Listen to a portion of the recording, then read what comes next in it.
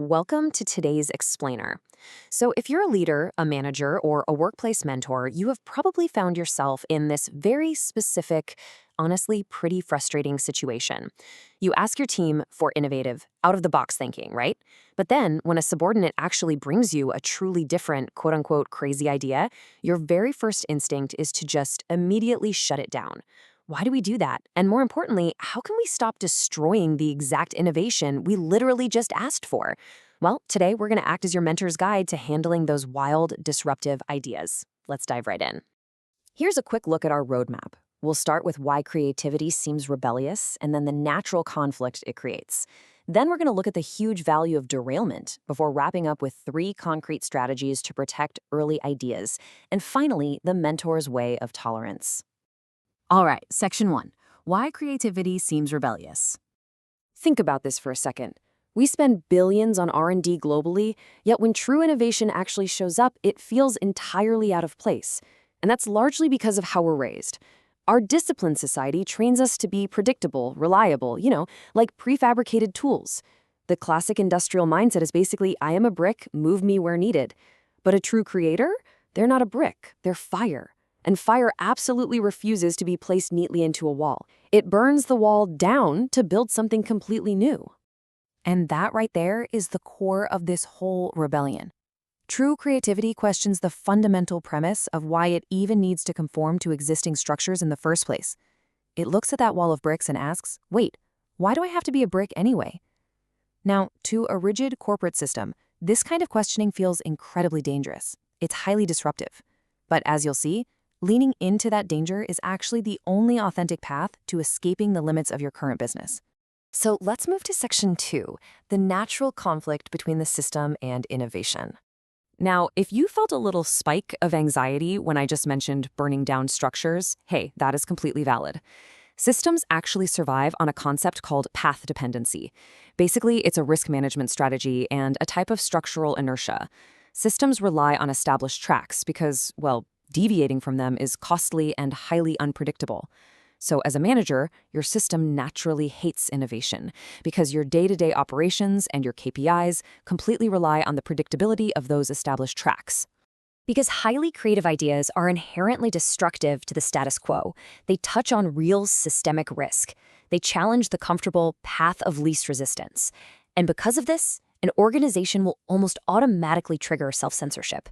The second an idea deviates from the track, it gets judged and rejected in its earliest, most vulnerable stages.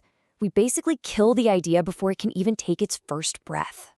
Which brings us to section 3, the huge value of derailment. Okay, so stepping off the established track isn't just risky. It's actually where the ultimate payoff lives. Think of it as the derailment pipeline to success. Just look at Bill Gates. He dropped out of college at 20. In that traditional brick mindset we talked about, that is a massive failure. But that specific derailment allowed him to build the world's largest software empire. Or take Elon Musk, an immigrant forging a totally unexpected path to global EV and private aerospace dominance. What looks like a, quote, crazy departure from the expected path is exactly what the world ultimately rewards. But here is the really tragic paradox in all this. The world never hesitates to reward creators, eventually. But most people deny them way before they can ever be validated. You see, every great creative leap carries unquantifiable risk, and because we can't put a neat number on it early on, the true visionaries in your office are often dismissed by folks who just judge way too early. We don't wait for the validation, we just see the derailment, and frankly, we panic. All right, section 4, 3 strategies to protect seedlings. So it is time to learn how to actually protect these fragile, disruptive ideas. Consider this your mentor's playbook. Step 1, suspend early judgment of unrealistic ideas. When you hear something that sounds completely absurd, just pause your risk management instincts for a second. Don't immediately grab the red pen. Step 2, allow the idea to redefine the boundaries of the problem. Often, an idea sounds crazy simply because it's solving a problem you didn't even know you had, rather than the one you explicitly assigned. And step 3, give the concept some space to grow and just go crazy for a bit. Put it in a sandbox, let the fire burn safely before you try to put it out. I want you to consider this really profound rule of thumb. Truly valuable innovation is not patching things up in the safe zone, but redefining the problem at its boundaries. As a leader, you've got to realize that the absolute best, most transformative solutions are going to come from subordinates who are allowed to look completely outside your existing framework. If you only ever let them patch things up in the safe zone, you're only ever going to get incremental updates. You're never going to get a true breakthrough.